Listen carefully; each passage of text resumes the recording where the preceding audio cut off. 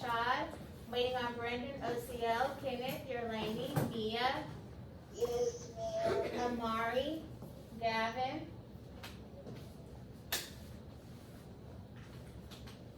Miss Tucker, there's no link in the chat. Now, I'm just waiting on you to unmute so that we can go over our objective, that's all. Oh, All right, so I can identify elements of poetry I can identify elements of poetry and describe the author's use of imagery and describe the author's using of imagery in complete sentences. in complete sentences. My Jaguars at home, I did not hear you. Repeat after me. I can identify elements of poetry I can identify and describe the author's use of imagery and describe the author's using imagery in complete sentences. in complete sentences. So, we're looking for elements of poetry Elements. and the author's use of imagery. Got it? Got it. All right, so let me share my screen.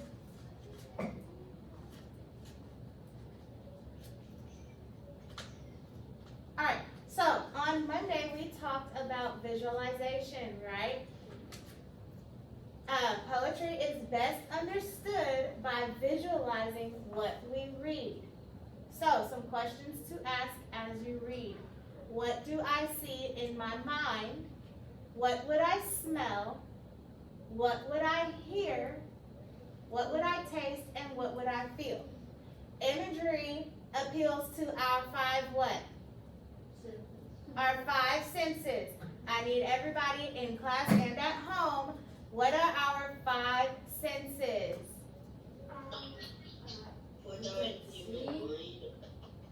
We have sight, which is what we see. Taste. Taste, which is obviously taste. Hear. Hearing, Smelling. smelling, and last one, Touch. touching. So we have our sense of smell, our sense of sight, our sense of touch, our sense of taste, and our sense of hearing. Okay, so when we're reading, the author likes to use imagery to get us to use to visualize what we're reading through our five senses. Okay, so we're going to look at two stories. The first one I'm going to start. We're going to look at two poems.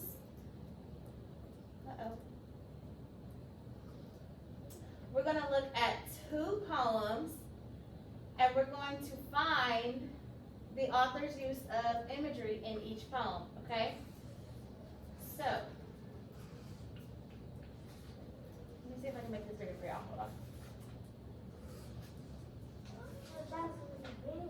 Yeah, it's too big, huh? Okay. At home, can you read the screen? It's not gonna go bigger. Can you guys read the screen at home? Okay. So I'm going to be reading Better Fun. The same poem is on the right side in Spanish. Okay, it's the same poem on both sides. So I'm going to read the poem one time first. I'm just going to read through the poem. Here's the picture. Okay, one word in this poem that we might not know is cruising. Cruising is traveling in a boat for fun. That's one definition of cruising. So in this story, the family is cruising in a boat for fun. Okay? If I was cruising down the highway, what would I be doing? Riding in your car. Do you ride a car or do you? You're riding. I would be driving, right? Would I be driving aggressively or what? What does cruising look like? Like, fun? it's like it's chill, right? So I'm just on the highway just driving, right? Alright, here is our poem. The first time I'm reading it just for us to read it. It is on page, those of you at home, it's on page 368. I mean, not at home, those of you in class, it's on page 368. Page 368. Great. Okay, here I go. Better fun.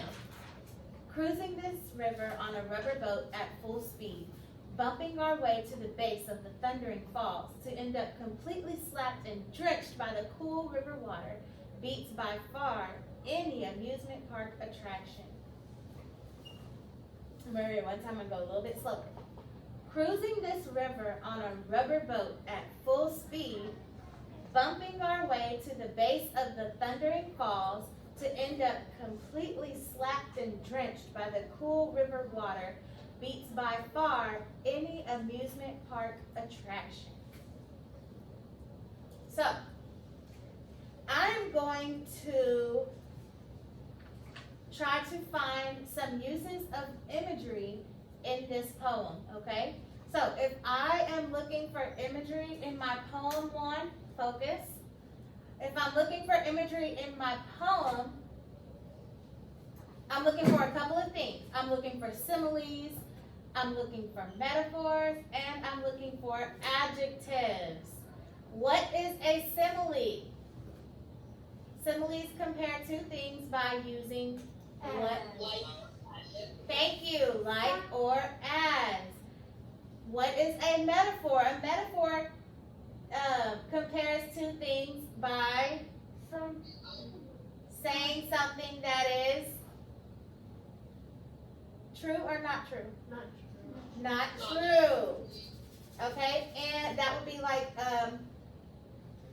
calling your cat a monster.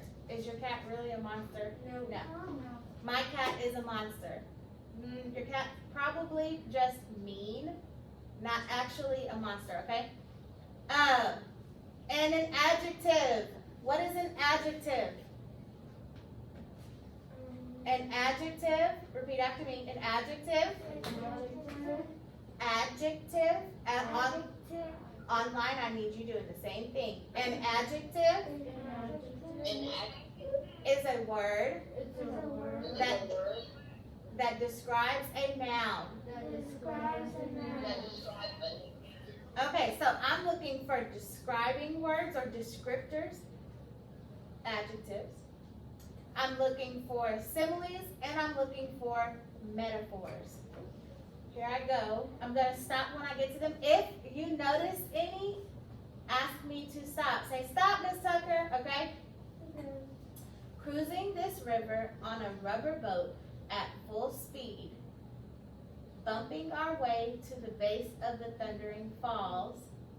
I'm going to pause right there. Let's look at stanza number 2. This is stanza number 2 right here. Too far. Too far. That is stanza number 2, okay? Looking at stanza number 2, bumping our way to the base of the thundering falls.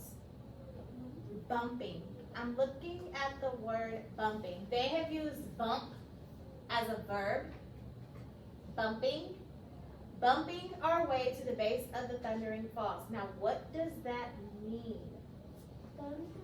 If I'm bumping along, am I going, is it smooth or is it kind of bumpy? It's bumpy and rocky. Well, maybe not rocky, but it's bumpy and they're moving a lot, right? Is it actually like a trampoline or something like that? Right, good. So, I'm going to put bumping on my list. Let me share my screen, hold on. Oh, on our paper? No, that paper is for your activity. This one, you're just watching me. Oh, okie dokie. You guys are going to do it on your own with a really fun poem after this. Yay!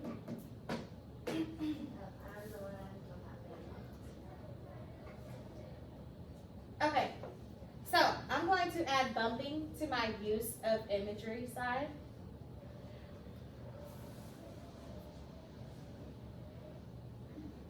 Okay, Now let's go back to our story. Bumping our way to the base of the falls.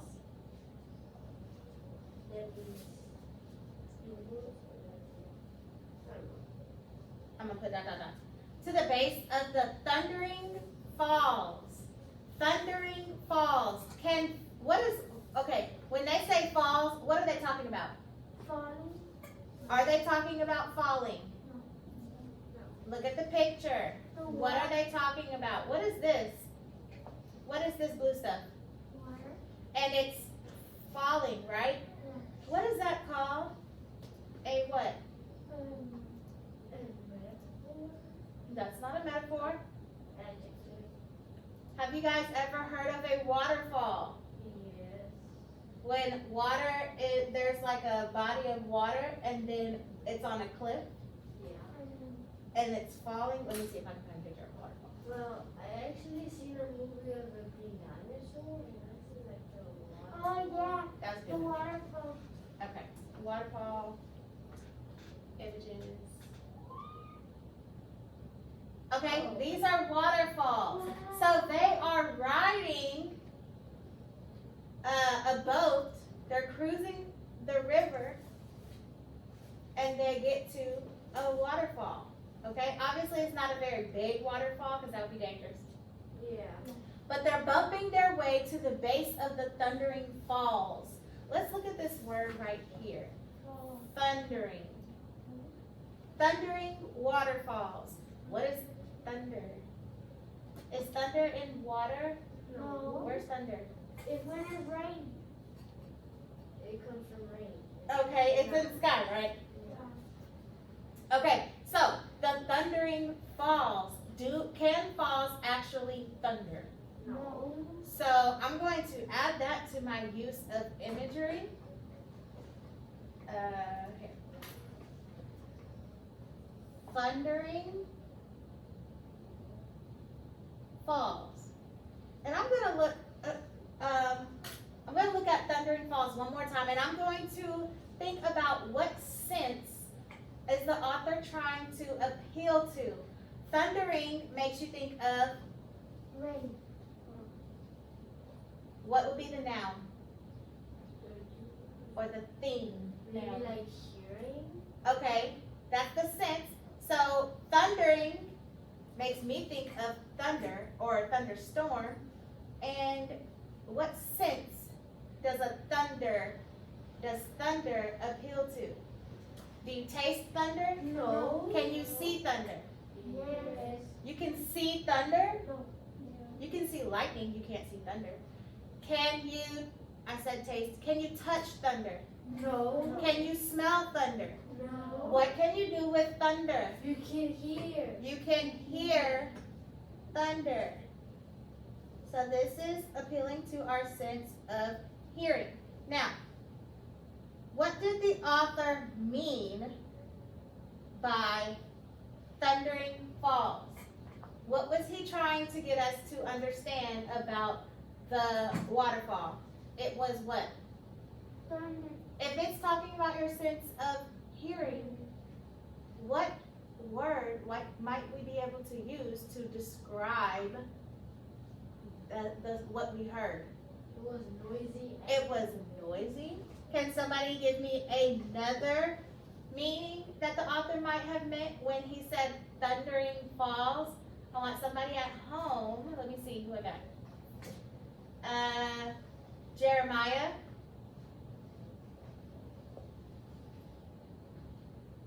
Jeremiah.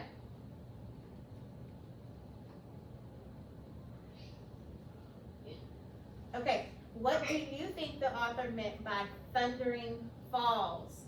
We're talking about our sense of hearing. What do you think the author was trying to say by saying that the waterfall was thundering? It was watering the night. Okay. Does anybody want to add to that? It was loud. Okay, it was loud, noisy, and loud. So we're thinking that the waterfall was their cruise down the waterfall was very loud.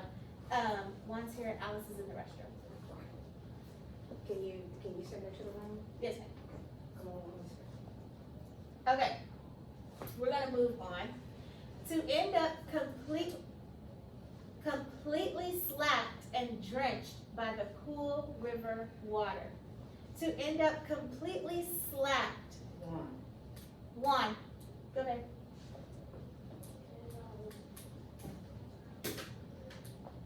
Push your chair in. Close your computer. To end up completely slapped and drenched by the cool river water. Completely slapped. Slapped? What does slapped mean? Okay, honey. Hurt? What slaps you? If somebody slaps you, they use their what? Pen. So, did one of these people slap somebody? No. Oh, no? So what slapped them? Water. The water slapped them. Does water have a hand? No. No, it doesn't. So could the water really slap them? No. No. I'm going to add slap to my use of imagery chart. So, what does it say? Completely slapped. I think they have a meaning. Oh no, that's so bad. And drink. Hey, focus. Completely slapped and drenched. Completely slapped and drenched. So if the water slapped them, what did the water do? What is slapping? Somebody tell me, what is it to slap somebody? Slap. If you slap somebody, what do you do? When you jump and hurt. I want who? Rashad. If you slap somebody, what are you doing? Okay, it's Rashad's turn. Thank you, Naomi, though. Using your hand. Huh? Slap. Using your hand. Okay, and what are you doing with your hand? Moving your hand back and forth. Okay. And Naomi's going to add to that and say that if you slap somebody, you are. Hurt. What did you just say? Put your mask on. You said if you're slapping somebody, you're hitting them. Are you hitting them softly? No. No. So to slap is to hit hard. So the water hit them hard.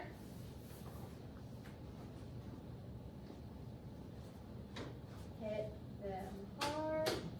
And they were completely drenched. Does anybody know what drenched means? Let's try to use some context clues and figure out what drenched means. They were drenched by the cool river water. So the water slapped them. Just imagine if you got hit really hard with water and then you were drenched. What do you think drenched means? Say it again. When the water hits you, you just like just basically red or Oh, you said red. Okay. What do you think? I think it's like big ball. Okay. What do you think? it hurts. Hold on 1 second. Hold on, my jaguars. Hold on. This is Miss Tucker. I'm kissing. Hold on.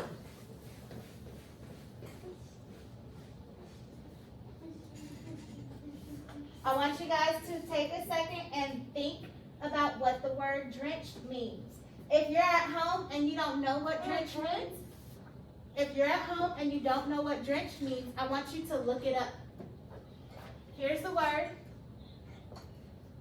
I want somebody to look it up for me. Uh-oh, I'm about to be. Drenched. Somebody look up the definition of drenched, and when I come back, I want somebody to tell me what it is. Hurry up. It's called, okay.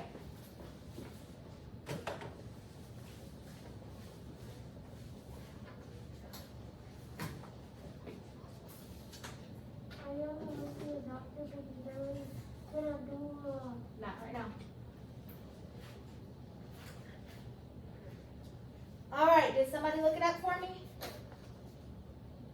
I can't hear you.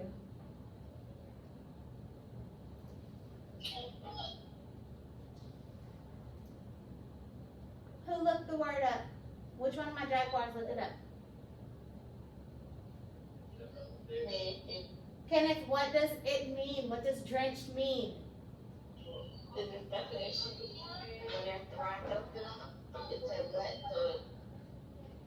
Wet through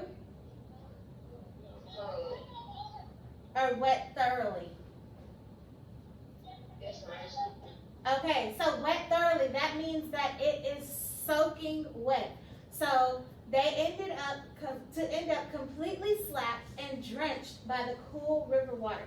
So imagine you're in a boat, you're going down a waterfall, and the boat hits the water and you get splashed with water. You're going to be soaking wet, right? Okay.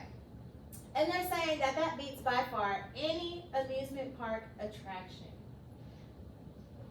So what? Did they enjoy this? Did they not enjoy this? They did enjoy it, okay? So let's go back to our chart. Completely slapped and drenched. The meaning was that the water hit them hard. The slapped was that the water hit them hard and they were what? Soaking wet. What sense did the author appeal to in that stanza? The water hit them hard and they were completely soaked by the cool river water. What sense? Which one of our 5 senses? Huh? Touch. Our sense of touch. That's what they could feel, right? So we're going to write touch. All right. The first one, bumping our way to the base. If something's bumpy, can you taste it? No. Okay, if you're in the car and it's a really bumpy road and you're bumping along, what is that? What sense is that? That's something you can Feel. That's something you can feel, which falls under our sense of touch. Okay? Now, if you're in class, I want you to turn to page number 362. Those of you online, I'm going to pull the poem up for you.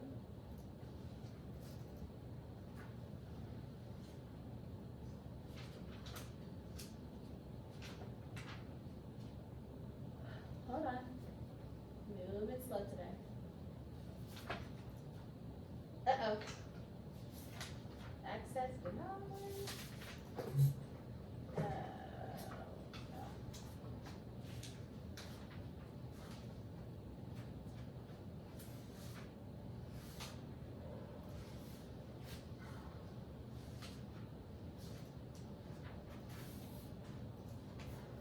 Okay, here we go. This poem is called Eating Alphabet Soup.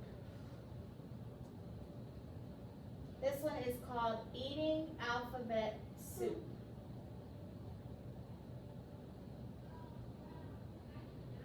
Hold on, let me see if I can pull the whole thing up at once. Okay, Eating Alphabet Soup. I'm going to read this poem one time. And then I'm going to read it a second time. As I am reading, I want you to take notes. I see someone. Okay? Here, oh, that's not it. Yes, it is. You have a chart similar to the chart that I put up. Okay? The chart that I filled out for our last poem. You are going to fill out the chart when you find uses of imagery in this poem. We're looking for what? What were the 3 things? Let me go to my online kids. What were the 3 things I said we were looking for? We were looking for okay, author's use of imagery in 3 ways. What were they? Something. using like or as is a, Simile. okay, we were looking for similes, we were looking for Metaphor. metaphors, and we were looking for words that Adjectives. describe nouns or Dayani, Adjectives. adjectives. Good job. So, let's look at our poem. Those of you at home, you can write yours and take a picture of it and send it to me once we're done, okay? All right, here we go. Eating alphabet soup. My advice to the tablespoon slurper, be careful what you do with that scoop. The capital, sir, can cause quite a stir in a bowl full of alphabet soup. While K, Z, and B do the backstroke across this hot, steamy lagoon, the fun-loving vowels may want tiny towels to dry themselves off on the spoon. But when letters go swimming together in sentences nothing can beat, the pleasure of reading the food that you're eating. So dive in and bon appetit. Okay, I'm going to read it one more time. Eating alphabet soup. My advice to the tablespoon slurper, be careful what you do with that scoop. The capital, sir, can cause quite a stir in a bowl full of alphabet soup. While K, Z, and B do the backstroke across this hot and steamy lagoon, the fun-loving vowels may want tiny towels to dry themselves off on the spoon. But when letters go swimming together in sentences nothing can beat, the pleasure of reading the food that you're eating. So dive in and bon appetit. So, I want you to look at this poem. Let's talk about what happened in this poem. Okay? This poem has a lot of personification in it. Personification, repeat after me, personification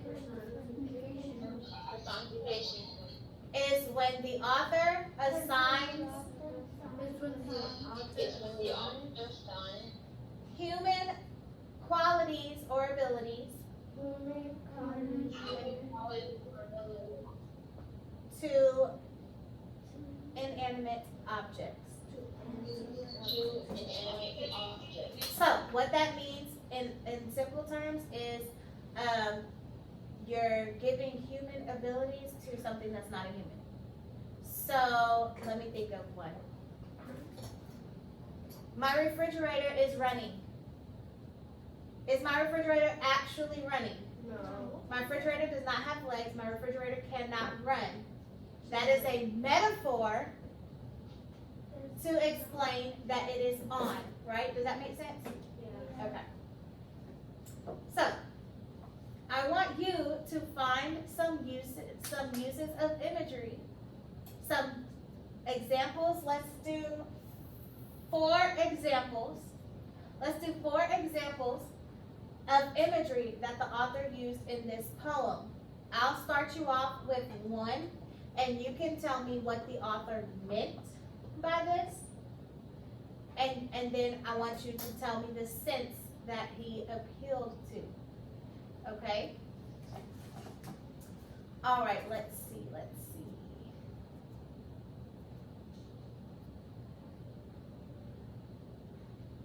The capitals can cause quite a stir. A stir, a stir is a strong feeling such as excitement or shock.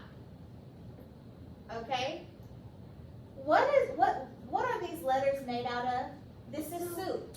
This is soup. What are the letters made out of? Noodles. The letters are noodles. Can noodles cause excitement? No. Can noodles cause anything? No. So I'm adding that to my use of imagery, and I want you to tell me what sense is the author appealing to. Okay, in stanza 2, I see 1, 2 uses of imagery. I want you to find them in stanza 2, add them to your chart. Uh-oh. add them to your chart. And tell me what sense did it appeal to and what was the author meaning by that? What was the message the author was trying to convey? What did the author want you to visualize? Here's your reminder. Here are the questions that we ask. What do I see in my mind? What would I smell? What would I taste?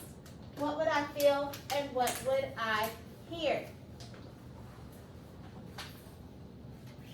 I'm going to pull up the visualization chart for my, yes, my online kiddos, my Jaguars.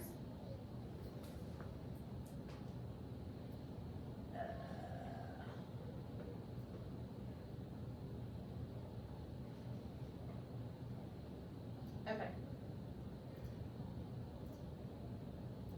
So here's the poem.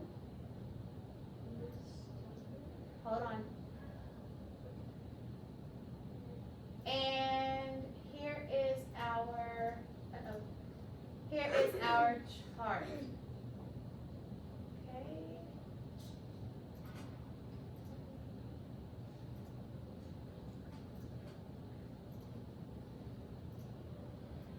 All right.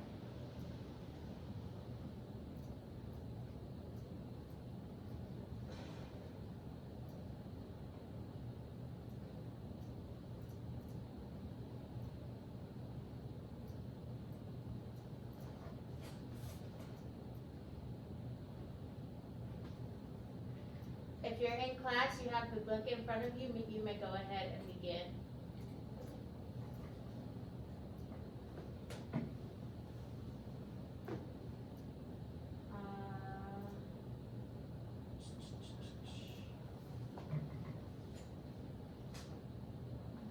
Okay, is that big enough for you guys at home?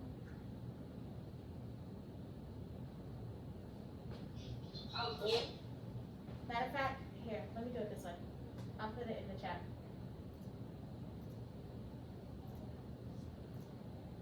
The poem is in the chat. Okay. This anchor chart is in your notebook. But I'm gonna post it just in case anybody wasn't here that day.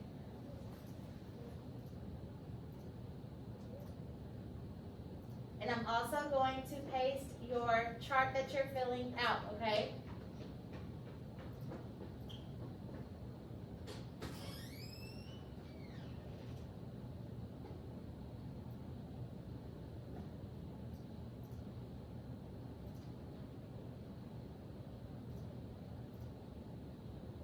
And here we go. Oh, what did I just do? Alright, so for you guys at home, everything you need is in the chat. If you have any questions, you can unmute and let me know, okay?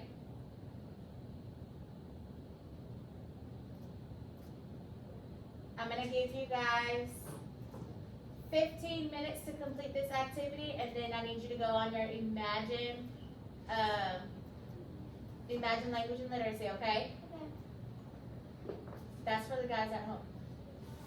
You all, I'm gonna mute myself. Hold on. Okay. You all have the paper in front of you.